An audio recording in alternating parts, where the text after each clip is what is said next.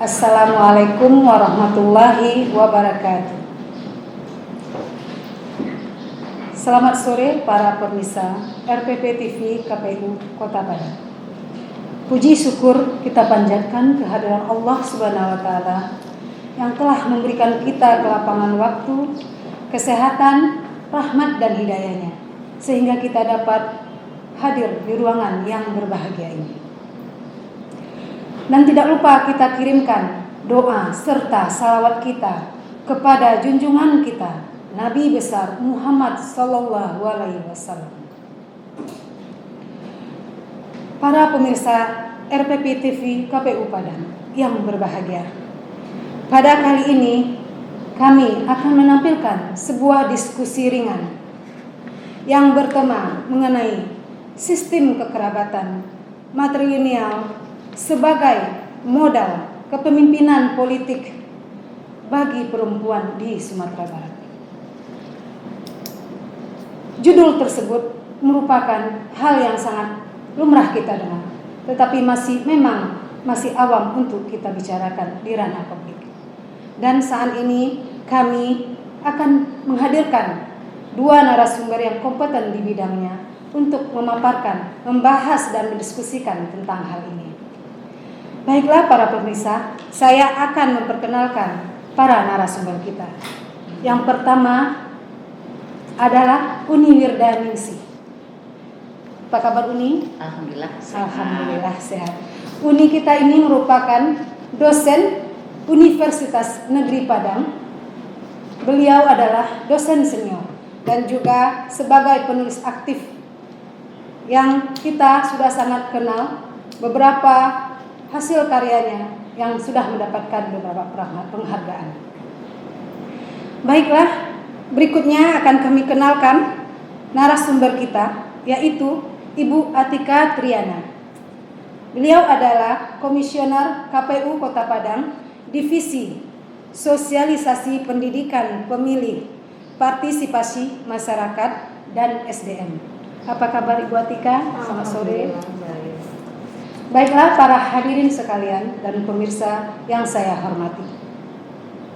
Untuk tidak memperpanjang waktu kita, saya akan memberikan kesempatan kepada Uni kita, Uni Wirda, untuk memaparkan pemikiran beliau tentang bagaimana sistem kekerabatan matrilineal tersebut dijadikan modal bagi kita perempuan di Sumatera Barat untuk menjadi pemimpin di dalam dunia politik.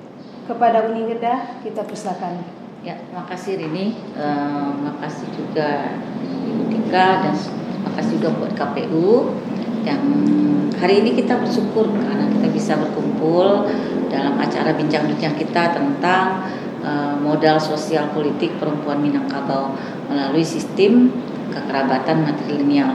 Jadi kalau kita kaji, sebenarnya perempuan Minangkabau itu memiliki sebuah modal sosial politik, ya. Artinya dia memiliki kekuatan politik yang sangat besar di dalam kehidupan demokrasi di Sumatera Barat. Pertama, sistem matrilineal. Sistem matrilineal itu kan garis keturunan dari ibu, garis ibu. Berarti seorang perempuan itu akan memiliki kerabat yang sangat banyak, memiliki jaringan-jaringan sosial politik, jaringan kekerabatannya yang sangat luas. Minangkabau itu penganut sistem kekerabatan luas. Dia ada yang separuh, ada yang sesuku, ada sekaum dan sebagainya. Itu adalah salah satu modal bagi perempuan, bahwa dia adalah bagian dari satu kerabat, satu kaum. Ketika itu satu hal, secara jumlah dia memiliki kekuatan. Dia akan memiliki keponakan, anak, kemudian yang lainnya, dan itu adalah sebuah modal bagi dia untuk membangun sebuah kekuatan politik dalam suasana demokrasi Sumatera Barat. Yang kedua, secara ekonomi juga dia memiliki kemapanan. Kemapanan ini pusaka tinggi itu jatuh kepada perempuan.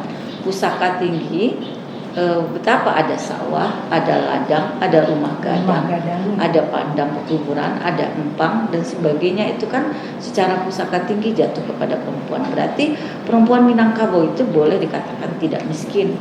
Dia memiliki beberapa kekayaan yang artinya kekayaan itu bisa menjadi kekuatan bagi dia. Dia memilih sumber ekonomi dia tidak bermasalah, dia punya sawah dan punya padi dan sebagainya. Itu sudah kekuatan ekonomi dia. Yang ketiga, dia memiliki partisipasi politik yang khas dan spesifik. Jadi kalau bahwa perempuan Minangkabau itu memiliki hak bicara yang tidak bicara dalam sebuah rapat keluarga, tapi juga memiliki hak titik sentral dalam pengambilan keputusan. Ibarat dalam sebuah perusahaan, Bundo Kanduang atau perempuan itu adalah komisaris dalam sebuah perusahaan. Artinya ketika ada sebuah keputusan di dalam nagari, kemudian nenek mama pergi ke tempat ambil rapat musyawarah, ketika itu dia kembali lagi ke Bundo Kanduang menanyakan apa keputusan ini sesuatu yang bisa diterima atau tidak. Ketika Bundo Kanduang mengatakan tidak, itu bisa tidak. Nah, jadi ada kekuatan sentral dia dalam proses pengambilan keputusan. Dia menjadi pegang tumpuk di dalam sebuah pengambilan keputusan yang ada di dalam keluarga luasnya itu. Nah, itu artinya ada sebuah jaringan sosial politik, ekonomi, sosial, kedudukan dan peran dari perempuan Minangkabau itu adalah satu yang kuat, dan itu adalah modal sosial dia. Cuma persoalannya apakah modal sosial yang dimiliki oleh perempuan Minangkabau itu dijadikan kekuatan atau dimainkan oleh perempuan Minangkabau itu sendiri. Karena kalau kita lihat pada hari ini perempuan di Sumatera Barat belum ada yang menjadi bupati atau wali kota atau menjadi kepala daerah. Padahal dia sendiri memiliki modal sosial yang sangat kuat. Selain itu, kalau di beberapa penelitian, sebenarnya perempuan Minangkabau itu tidak dilarang masuk ke ranah publik. Dia tidak dilarang, tapi ketika itu bahasanya ketika dia masuk ke ranah publik, dia harus sudah tidak membangun aib terhadap keluarganya. Dia sudah menyelesaikan persoalan rumah gadangnya, dia sudah bisa menyelesaikan hal-hal yang terkait rumah gadangnya, sehingga dia bisa muncul ke publik. Tapi sebenarnya ada beberapa pendapat juga dari orang, sebenarnya pekerjaan dia di dalam rumah gadang itu sudah kekuasaannya sudah banyak, maka dia tidak tertarik lagi berada kekuasaan di luar rumah gadangnya.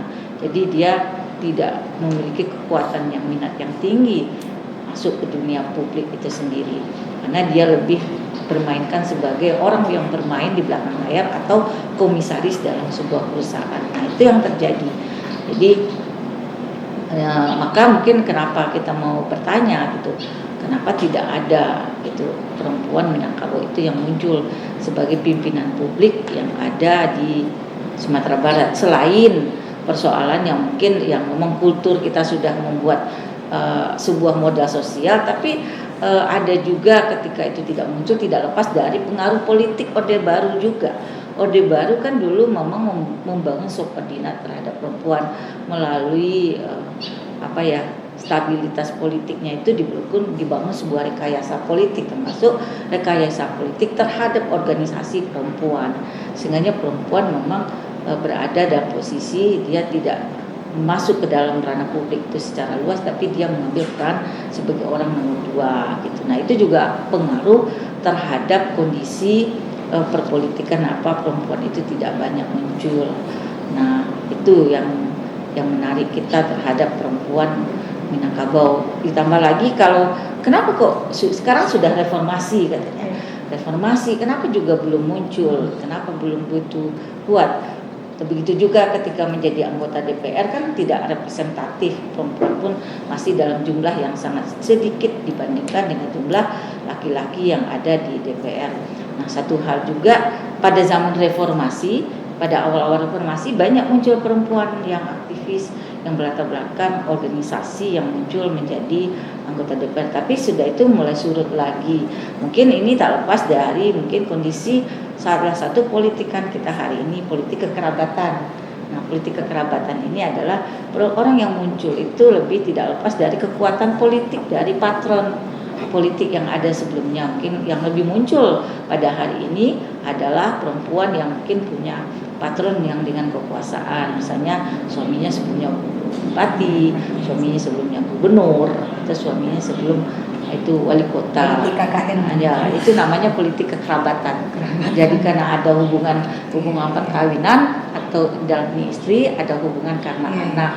Jadi lama-lama ketika itu politik kerabatan itu bentuk, kalau sudah dia terpola berulang-ulang akan muncul politik dinasti. Dinasti yang seperti kerajaan bahwa yang akan menjadi itu ada. Kita sadari ya. Nah, secara tidak langsung kan kita pernah melihat kejadian ada bupati 2 kali, nanti muncul istrinya bupati, nanti muncul anaknya, bapaknya juga di tataran. Nah, seperti itu kan sesuatu yang warna politik kita hari ini. Politik Indonesia penuh dengan politik kekerabatan. Kita lihat di Banyuwangi, di beberapa daerah lain kan, memang termasuk mungkin Sumatera Barat juga sudah mulai muncul. Tapi politik dinasti mungkin kita juga belum sampai. Kalau politik dinasti itu sampai tiga periode gitu, 3 lapisan dia membangun kekuatan politik itu sampai sudah 15 tahun atau 20 tahun baru kita sebut dia sudah membangun sebuah politik dinasti gitu. Nah, itu kondisi politik dari perempuan Minangkabau. Yang jelas apa yang menjadi modal sosial politik dari perempuan Minangkabau itu belum dimainkan secara maksimal, pada dia punya modal yang kuat di dalam perpolitikan. Nah, itu mungkin ya hari ini yang terkait dengan diskusi kita, bagaimana sih sebenarnya kekuatan politik perempuan Minangkabau, yang artinya sesuatu itu mengalami turun naik dan memiliki spesifik tersendiri dalam percaturan dunia politik. Baik, seru sekali ya, sangat menarik apa yang dipaparkan oleh Uni kita tadi. Nah, sebelum kita nanti lanjut diskusi, tanya jawab dan segala macamnya, kita dengarkan dulu pemaparan oleh Ibu Atika. Yang mungkin beliau akan menyampaikan mengenai keterwakilan perempuan di ranah publik. Nah, untuk Ibu Atika kita persilakan. Saya izin buka ya. Silakan. Terima kasih. Salam kenal. Terima kasih Uni. Terima kasih sudah memberikan saya sendiri tercerahkan ya. Ternyata begitu banyak peran perempuan sehingga dia menempatkan perempuan Minangkabau memang ditempatkan dalam posisi yang cukup tinggi, gitu ya, ditempatkan dalam posisi yang cukup tinggi dan terhormat sehingga dapat mempengaruhi lingkungan sekitarnya ini sebenarnya.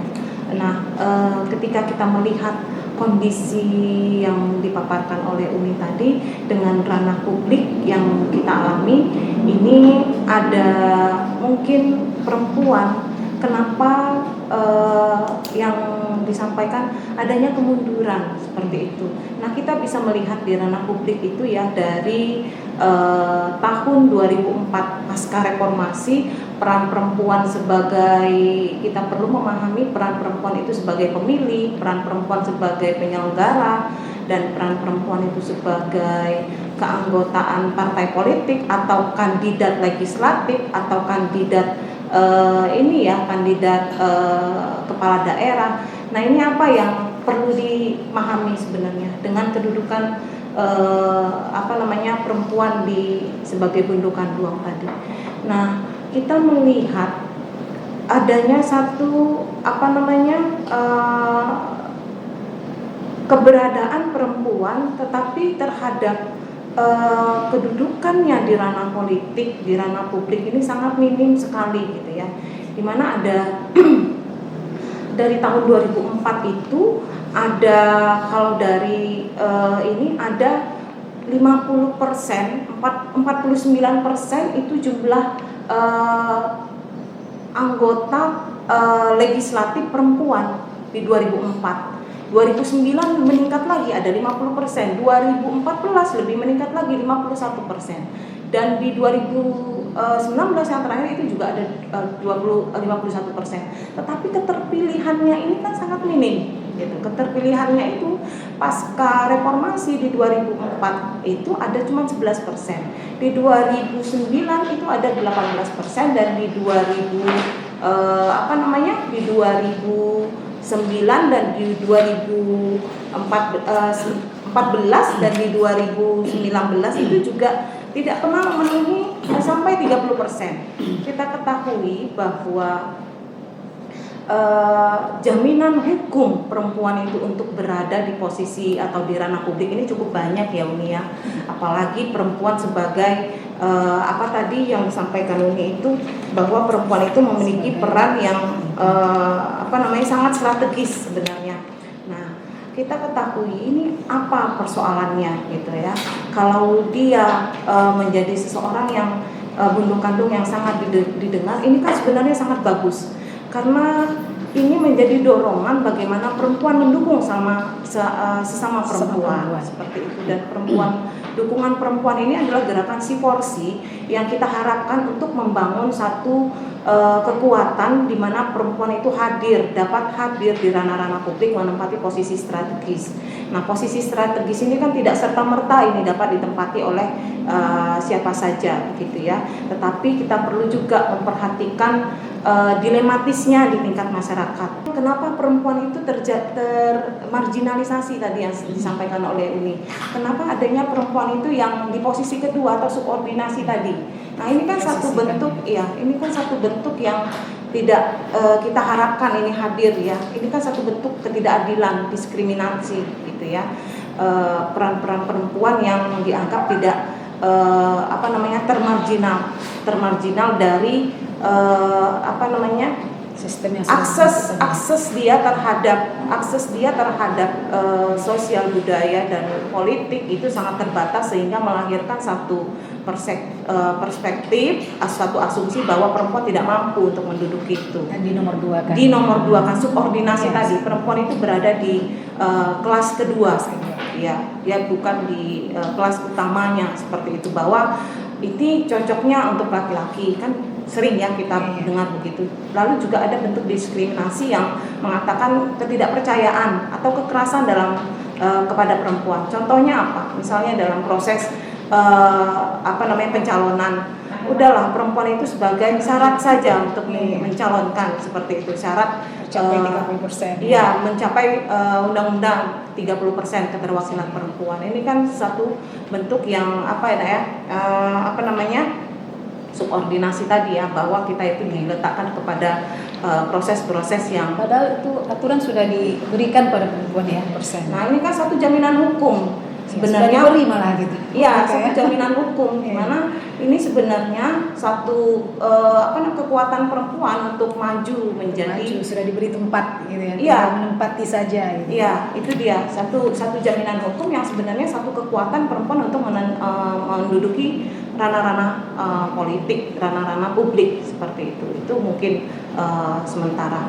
Nah, ini yang kita supaya bagaimana perempuan membuktikan dirinya bahwa dia tidak termarginal, dia juga tidak bagian dari yang dikatakan subordinasi dan pelabelan stereotype ini kan Anda ini label, Anda ini tidak mampu. Ini kan label seperti itu kan cap, itu kan sesuatu yang memang mencederai perempuan ya. Nah, itu mungkin. Nah, sangat menarik Uni Wirda ya yang disampaikan oleh Ibu Atika tadi.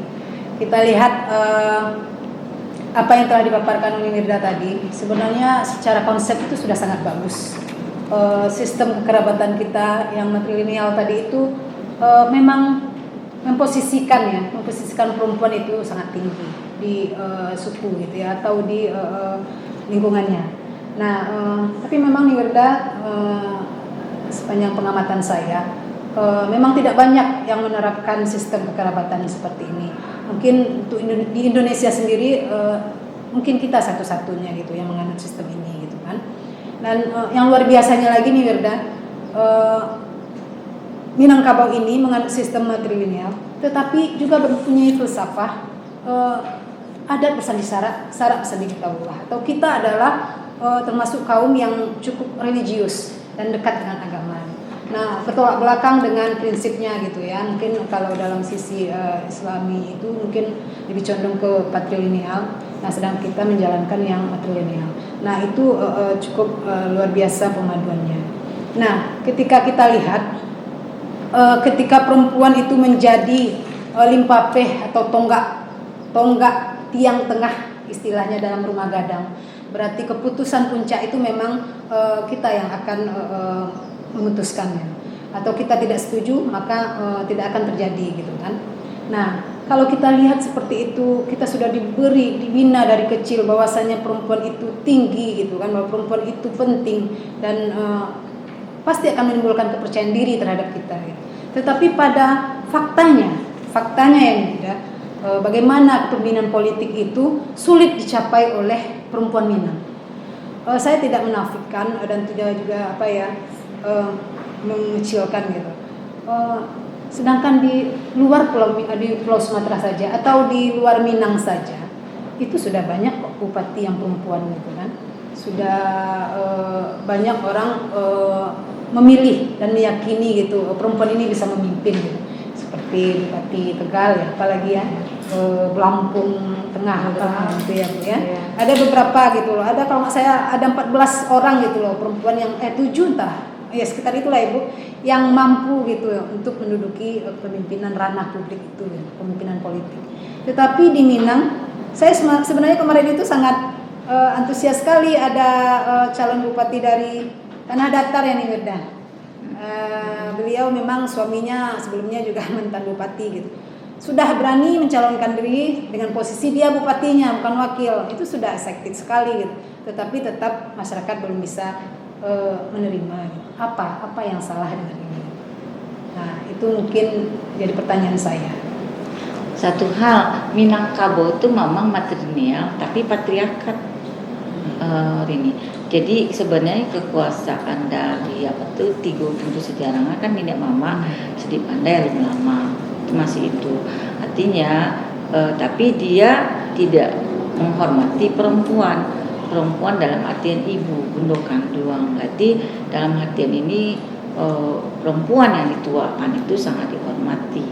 Jadi kalau dilihat itu bukan sesuatu yang mungkin kalau dalam Islam sendiri bukan sesuatu yang berbeda. Ya, karena dia keputusan itu musyawarah itu ada di nenek mama, cedi pandai, alim ulama.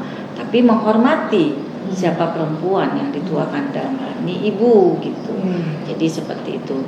Jadi penikah pun ketika kita menikah memang sistem kita menikah itu kan memang sistem mungkin menjemput laki-laki, tapi ketika perhelatan itu ijab kabulnya itu tetap laki-laki yang bapak yang menjadi yang melakukan ijab kabulnya dan sebagainya. Jadi termasuk pusaka kan tahun 1970 itu pun juga sudah pusaka rendah jatuh kepada sistem Islam itu sendiri gitu, bahwa harta ayah jatuh ke anak.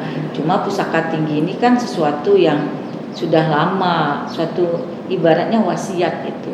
Wasiat yang mungkin kita tidak tahu bagaimana yang dilakukan, sehingga kita mengikuti pusaka tinggi itu jatuh kepada perempuan. Nah, pusaka tinggi inilah yang menjadi kekuatan bagi perempuan. Nah, pada akhirnya kenapa kok ini bertanya kenapa kok terakhir ini perempuan nggak juga masuk gitu. Yang jelas itu hari ini tak lepas dari kondisi rekayasa politik pada zaman Orde Baru juga, rekayasa politik sebelumnya, walaupun dan nilai-nilai kultural juga sudah mulai tidak menjadi pegangan utama gitu. Jadi kehidupan dari rekayasa kondisi politik pada waktu itu ada rekayasa politik untuk membangun sistem pembangunan ekonomi, tentu perempuan pun dimasuk dalam kancah, menjadikan perempuan di situ terbangun secara tidak langsung bahwa perempuan itu berada dalam kelas 2, kemudian pembangunan label-labeling melalui media, melalui konstruksi berbagai hal. Terjadilah yang namanya yang dikatakan 3 tadi, proses subordinasi, labeling perempuan itu. Nah, baru kemudian beberapa tahun kemudian timbul pencerahan gerakan gender kepada masyarakat bahwa perempuan memiliki hak politik, hak pendidikan, hak berorganisasi dan sebagainya muncul. Tapi pola konstruksi budaya itu sudah lama mengakar berada gitu. Nah, kalaupun kita muncul, memang kalau misalnya ini lihat yang di Jawa itu muncul gitu ya, perempuan yang muncul itu ya kalau ini udah lihat itu nggak lepas dari politik kekerabatan yang banyak muncul. Bupati Probolinggo itu kan dia istri dari itu. Kemudian Atut itu juga tak lepas dari siapa keturunan dari Abah Hasan gitu.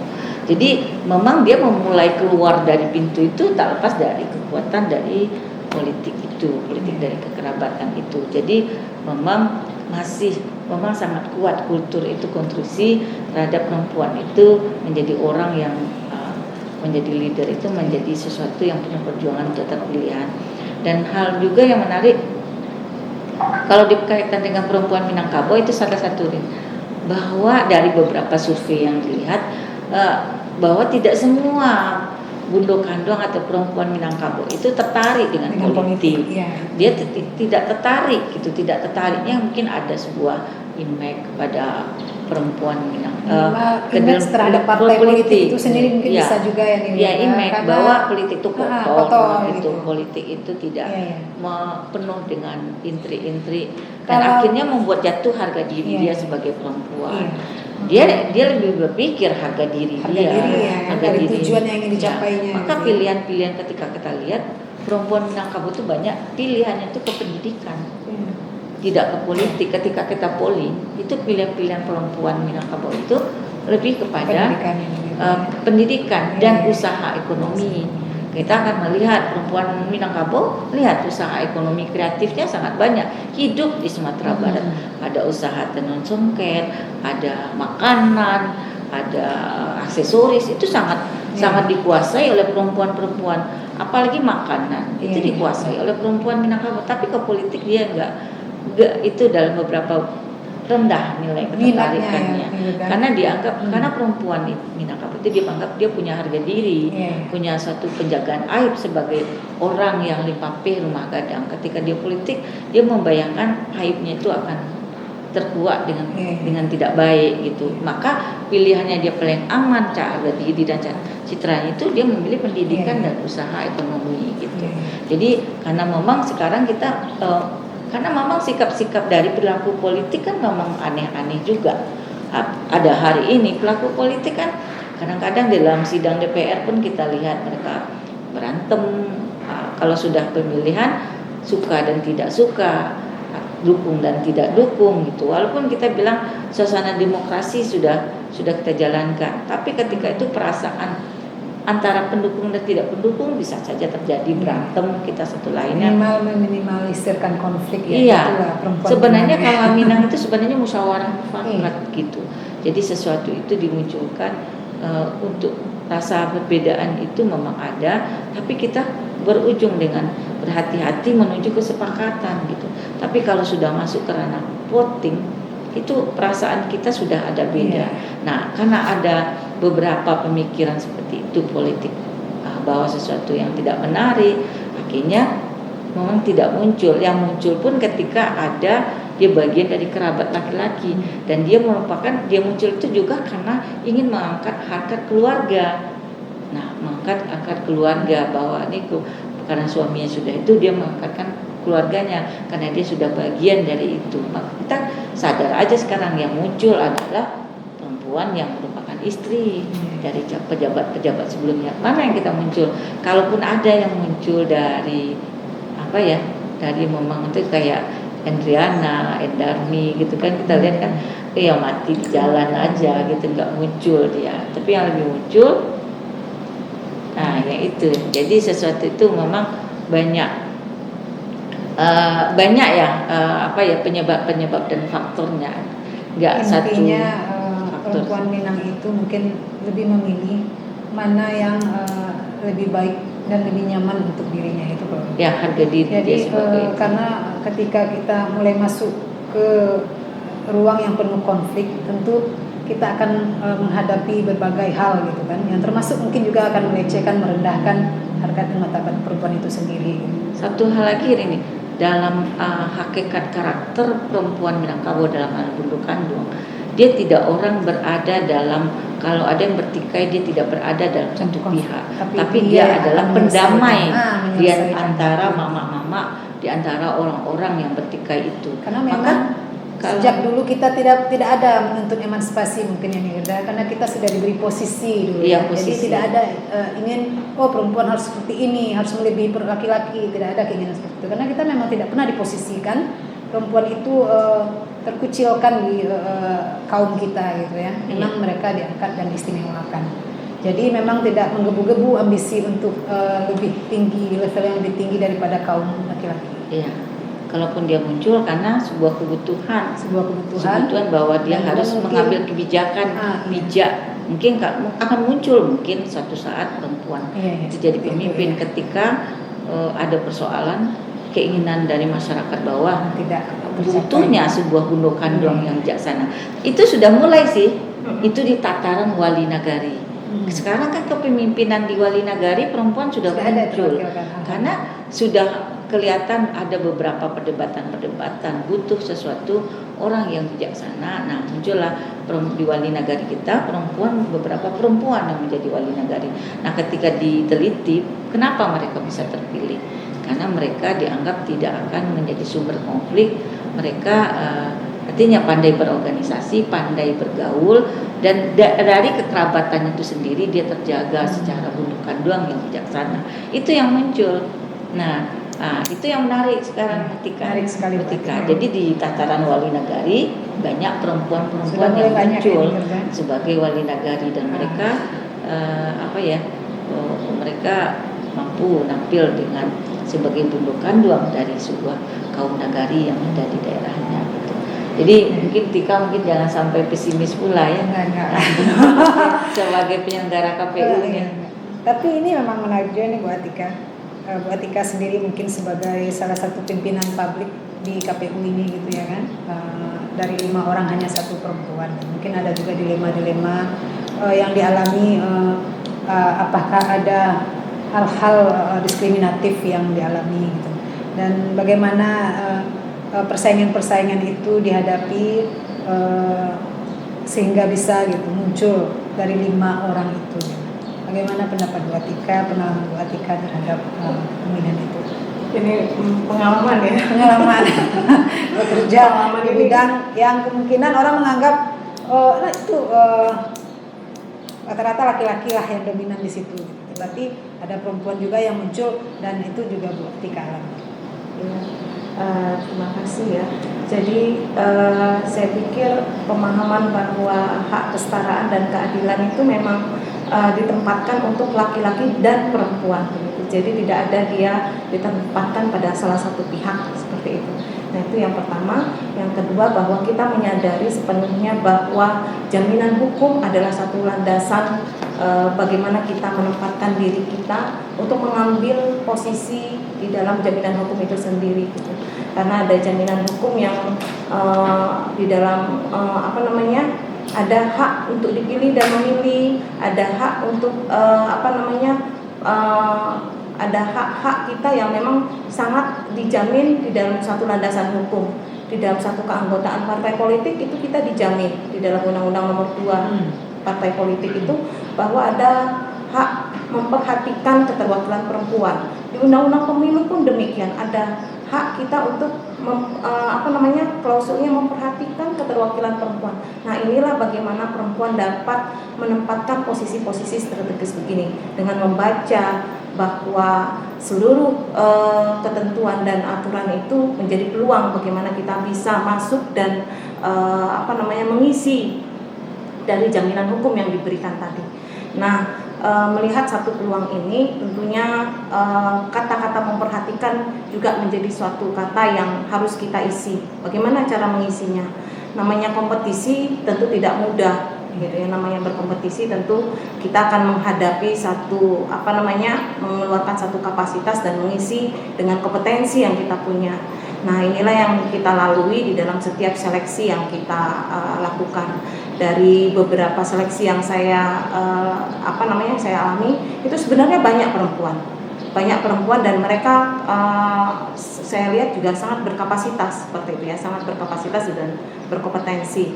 Tetapi memang ini tidak mudah dilakukan. Sekali lagi untuk menjadi penyelenggara memang kita harus mengisi kapasitas dan kompetensi kita, baik itu dari sisi pengetahuan, pengalaman dan juga keterampilan bagaimana menjalankan satu organisasi. Nah, ketika menjadi penyelenggara ini juga yang membuka mata bahwa jaminan hukum ini adalah satu posisi yang berhak didapatkan oleh perempuan-perempuan lain untuk menjadi penyelenggara.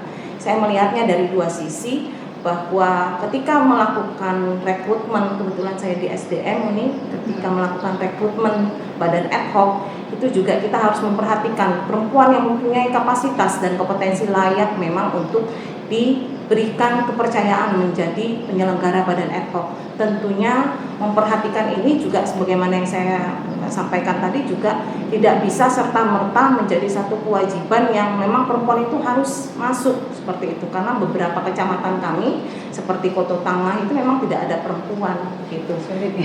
Sulit ya untuk menempatkan, mungkin ketika itu memang banyak faktor barometer kapasitas tetap harus kita kita utamakan, selain juga independensi dan integritas dia sebagai penyelenggara. Nah, ini juga perlu diketahui, dari 55 penyelenggara kita itu 15 orang itu adalah perempuan keterwakilannya. Meski di PPK itu tidak sampai 30%, ini menjadi catatan buat saya sebenarnya, tetapi di PPS, PPDP dan KPPS itu lebih dari 30%. Penyelenggara di KPPS utamanya itu lebih dari 40% itu adalah perempuan. Apakah ini satu gerakan perempuan di Minangkabau, di ranah Minang ini mempunyai satu kepercayaan diri, saya maju saja di sini, yang seperti tadi dia kan sebenarnya kan bisa lebih tingkatan yang lebih tinggi dan kalau yang dikatakan Umi kan dia mempunyai kekerabatan yang luas seperti itu ya. Kalau ini dia tempatkan pada posisi dia sebagai calon legislatif, kan ini luar biasa sebenarnya untuk bagaimana mempengaruhi orang untuk memilih dia gitu ya. Nah, ini catatan kita. Di KPPS itu lebih dari 40%, di PPDP juga lebih dari 30%. Di PPS juga penyelenggara kita di perempuan sebagai penyelenggara badan ad hoc. KPU Kota Padang mempunyai data itu lebih dari 30%. Nah, ini apa yang terjadi gitu ya. Ini juga kita seleksi, memang PPK sendiri menyeleksi ini dari segi integritas, semua barometer dan elemen itu lengkap dari sisi administrasi dan dari segi patut tidak patut menjadi penyelenggara. Ini yang kita lihat, integritasnya, independensinya seperti itu. Dan kepatuhan kan cukup tinggi kita nilai. Ada kepatuhan terhadap protokol kesehatan yang semakin bertambah, aturan dengan adanya pandemi begitu ya. Nah, itu mungkin Bu Rini gitu. Berarti memang kalau perempuan itu mau mengambil posisi tertentu, dia harus meningkatkan SDM-nya ya. Iya, kapasitasnya kemampuannya gitu. Iya. Karena walaupun kita diberi peraturan untuk mengambil posisi kita itu, tapi kalau tidak ada kualitas, tidak ada kapasitas, kemampuan kita tadi, sulit untuk kita ambil ya. Membuat kita mungkin tidak percaya diri gitu ya. Satu hal yang sangat penting itu jangan cengeng. Nah, itu dia. Tapi itu kodrati. Cengeng itu yang harus kita hilangkan. Cengeng itu bukan kodrat. Itu. Cengeng itu bukan kodrat. Cengeng itu adalah konstruksinya manusia terhadap tapi kalau rasa, kan kita perempuan rasa itu diberi rahim. Rahim itu kan istilahnya mudah penyayang gitu ya, Uni. Jadi dengan diberinya itu kan sudah kodrat, kita diberi rahim, diberi sifat yang mungkin lebih halus, lebih mempunyai kasih sayang daripada kaum laki-laki gitu ya, karena kita dititipin sebuah penyayang dalam artian dia sebagai pendidik itu ya. Mungkin tapi ketika sifat tega kita itu karena di politik di publik dia harus berani. Nah, dia harus seperti itu, harus tega gitu ya, apalagi dunia politik yang kata orang kejam gitu kan. Jadi ketika kita masuk harus ada hal-hal yang kita mungkin agak singkirkan gitu ya. Nah, kalau saya lihat perempuan Minang yang tahu adat, yang tahu dengan norma mungkin agak sulit melakukan itu gitu ya. Karena terbentuk tadi dengan hati nurani lagi gitu ya. Mungkin diskusi yang lebih menarik juga itu. Karena ada aspek psikologis, ada aspek sosiologisnya di situ, dan ada antropologisnya. Bagaimana kultur budaya membangun, sebenarnya kultur budaya dari Minangkabau membangun perempuan memang tidak cengeng, tapi dia sayang sama anaknya gitu. Dia kan, kita melihat pada perempuan itu secara karakter yang dibangun itu dia memang keras gitu. Dia mampu ya bergerak, dia mampu bijaksana di dalam rumah gadang itu, dan mampu tidak sangat sensitif gitu kan. Itu memang dituntut kita di dalam ketegasan gitu. Sebenarnya kecengengan itu sebenarnya lebih konstruksi hari per hari dibangun kepada perempuan. Artinya proses sosiologisnya ini gitu, proses sosiologisnya yang membentuk dia seolah-olah dia menjadi orang yang cengeng. Tapi dia akan, perempuan itu dia ada posisi, dia tahu di mana dia harus lembut, dan dia tahu juga di mana dia harus, apalagi kultur Minangkabau dia membentuk itu gitu. Jadi yang kodrat perempuan itu sebenarnya kan menyusui, menstruasi dan melahirkan. Tapi kekuatan melahirkan dan menyusui itu membangun dia punya rasa yang tinggi gitu. Jadi persoalannya rasa memang tinggi dia. Rasa ini kan integritas. Maka banyak kita melihat dalam sebuah pekerjaan itu kita akan menemukan secara psikologis perempuan itu memiliki integritas yang lebih daripada laki-laki. Tapi itu kan dari faktor persoalan sosiologis dan psikologis dari perjalanan lingkungan sosialnya. Nah, jadi lebih nanti ada yang dasar, tapi ada proses dari sosiologis dia, perjalanan panjang itu akan membentuk dia seperti karakter apa. Jadi karakter itu kan ada yang dasar, ada yang proses dari sosialisasi, proses dari internalisasi nilai apa yang terjadi pada dirinya. Tapi dari kultur Minangkabau kita melihat bahwa dasarnya sudah sebagai ada, dasarnya itu kan dasar kepribadian karakter umumnya itu bahwa dia lembut, tapi ada dituntut menjadi orang yang bijaksana dan tegas. Dalam keputusan kan kita lihat ketika ada rapat-rapat keluarga, nah itu ditanya bagaimana Bunda Kanduang, dia mengatakan saya tidak setuju. Itu kan ketegasan. Dia melakukan pilihan-pilihan terhadap pertimbangan apa yang harus diambil keputusan itu secara akal. Nah, jadi mungkin itu sebenarnya kita melihat kenapa ada yang cengeng itu kan ya konstruksi yang panjang pada dirinya. Baiklah pemirsa, itu tadi diskusi hangat kita bersama para narasumber. Dan sebelum saya simpulkan, kita minta dulu closing statement dari narasumber kita yang akan disampaikan oleh Uni Wirda ya. Nah, silakan Uni Wirda. Terima kasih. Secara kultural, perempuan Minangkabau itu memiliki sebuah modal sosial budaya yang kuat dalam dinamika politik perempuan Minangkabau. Artinya dia punya sistem kekerabatan matrilineal, di situ ada jaringan kekerabatan persaudaraan, keluarga luas yang sangat jumlahnya yang banyak, yang merupakan sebuah kekuatan dia secara mayoritas. Kemudian dia merupakan orang yang memiliki harta pusaka tinggi, berarti ada kekuatan ekonomi yang dia miliki, berarti adalah sebuah modal juga. Kemudian partisipasi politik dia yang tinggi, dia ikut dalam pengambilan keputusan dan malah menjadi titik kuat dalam pengambilan keputusan akhir terhadap orang yang ada dalam kaumnya. Jadi ini adalah sebuah kekuatan politik dalam perempuan Minangkabau. Tapi dalam beberapa perkembangan dinamika politik, perempuan belum menggunakan apa yang menjadi kekuatan sosial politiknya. Ini juga tak lepas dari proses rekayasa politik pada Orde Baru dan yang sangat panjang, sehingganya menjadikan perempuan, menjadikan dia adalah orang yang nomor 2, sehingganya proses perempuan untuk masuk ke kancah politik itu juga tidak mengalami yang signifikan, baik secara pilkada walaupun termasuk di legislatif gitu. Dan juga tidak lepas juga ada pilihan-pilihan politik dan pilihan dari perempuan Minangkabau itu, bahwa dia tidak selalu memilih pilihan politik karena ada sebuah labeling atau masyarakat berpikir bahwa politik itu kotor, ada politik yang tidak signifikan dengan perempuan, dan itu juga terbangun. Maka pilihan mereka banyak kepada dunia pendidikan dan dunia usaha ekonomi.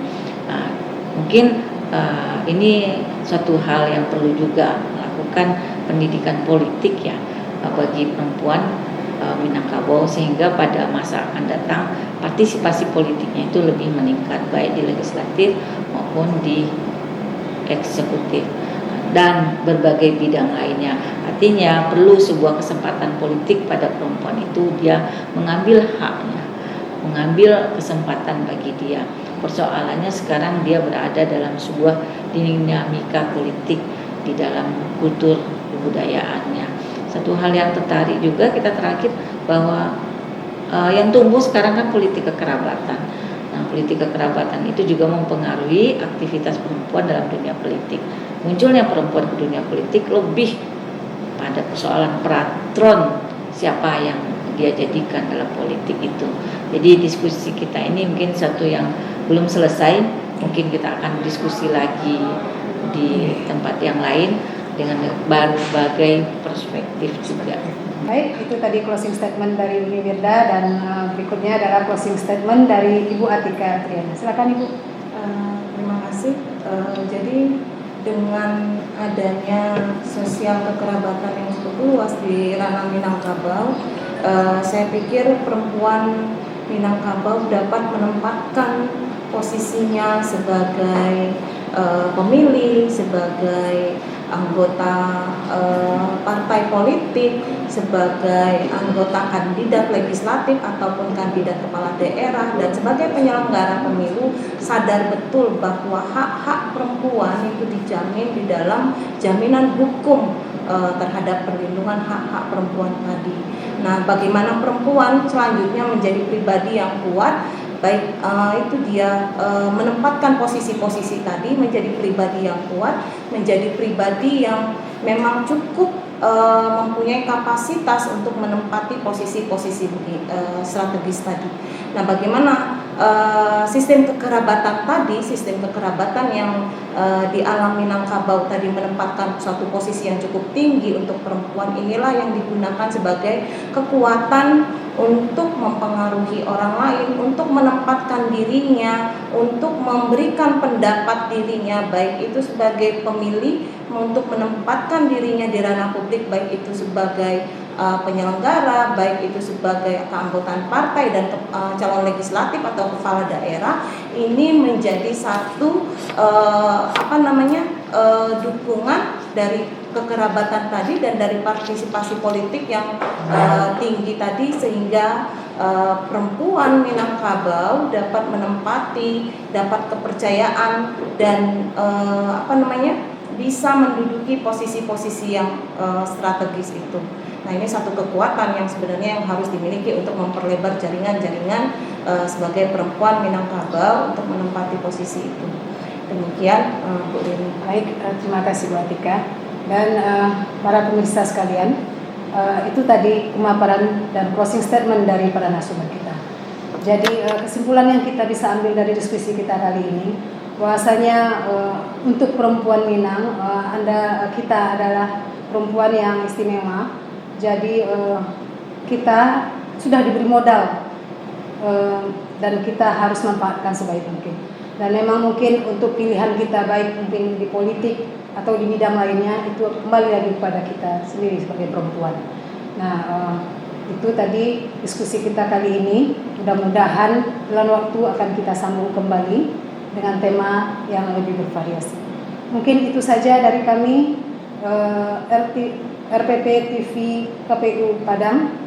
Terima kasih atas perhatiannya dan terima kasih juga kepada narasumber Uni Wirda dan Ibu Atika.